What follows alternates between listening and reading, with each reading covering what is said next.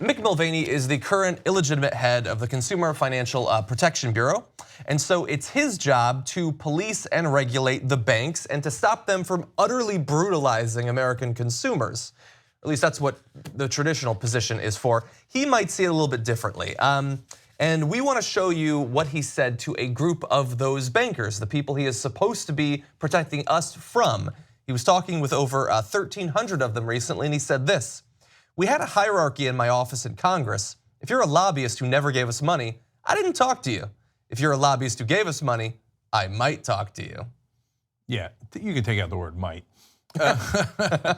So a couple of things come out of this. One, they're so arrogant in their and so entrenched in their power that they've got this hubris where they think, no, I can just say it. It's okay. I don't have to hide it anymore. And he takes that second part of the statement as a given.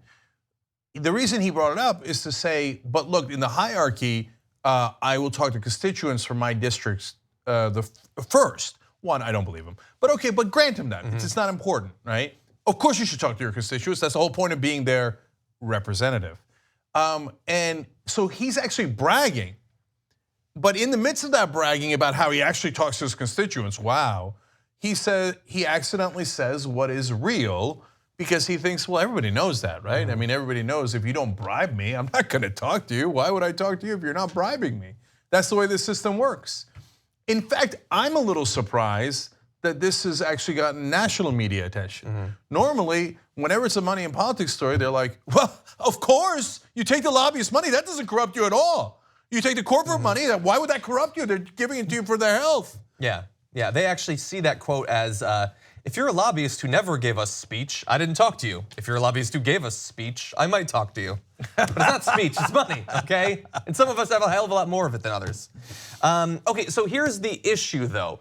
I mean, the story is interesting and noteworthy because they either he individually or them generally, they don't think that they need to hide the corruption anymore. And so it's very easy for us to see, and I know it's some people's theory that that's the good thing about this administration is that the corruption is just out in the open.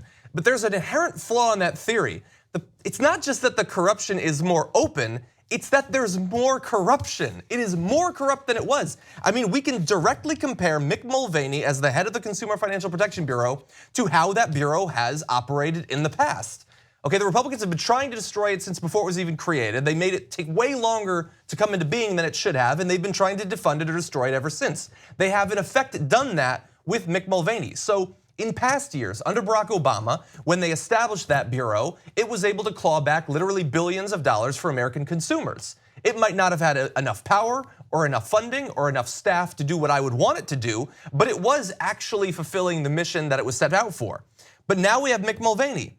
He, since he got in charge of it, even though there's an open question as to whether he even legally is in charge of that organization, has frozen all new investigations and slowed down existing inquiries by requiring employees to produce detailed justifications for doing their job. He's also sharply restricted the Bureau's access to bank data, arguing that its investigations created online security risks. So we don't need to see any of that data. He's also scaled back efforts to go after payday lenders, auto lenders, and other financial services companies accused of preying on the vulnerable. Just coincidentally, he was given $63,000 from payday lenders for his congressional campaigns, but he probably doesn't even remember that. Sure. And so yes, he's being more open with the corruption, but he's also being far more corrupt.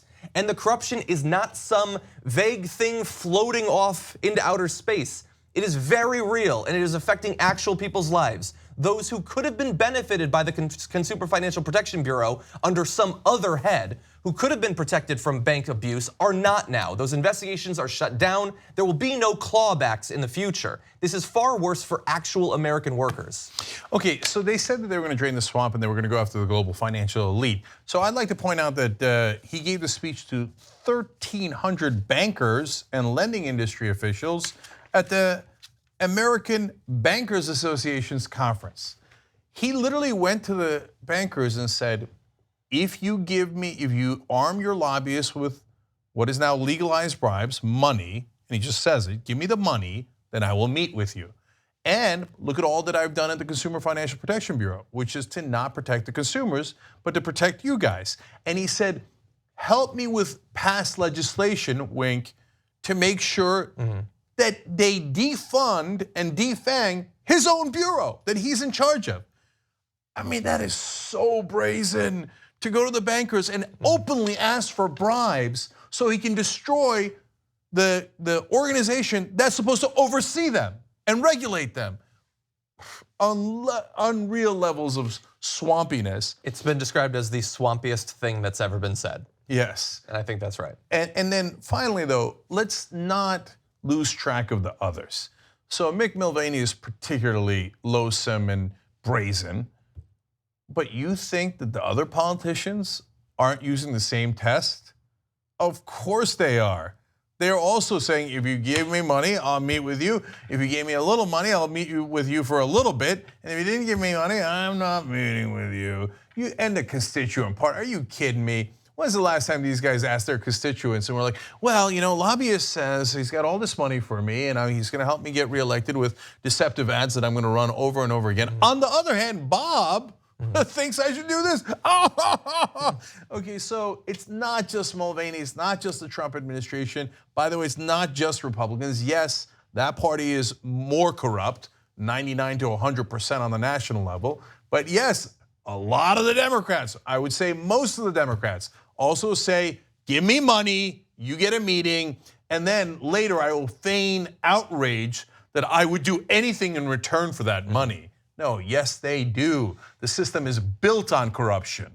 wolf-pac.com. Get the money out. Don't compromise. We need an amendment. These guys are not going to pass a law themselves that goes, oh, you know what? I'm cancer, but why don't we go cure cancer? No, that's not how it works, okay? Cancer is an expert on cancer, though. It is. And you know what it looks forward to? More cancer. So let's get an amendment, let's clean it up, get the money out. Otherwise, these guys are going to be in charge forever, and it's bribes as far as the eye can see.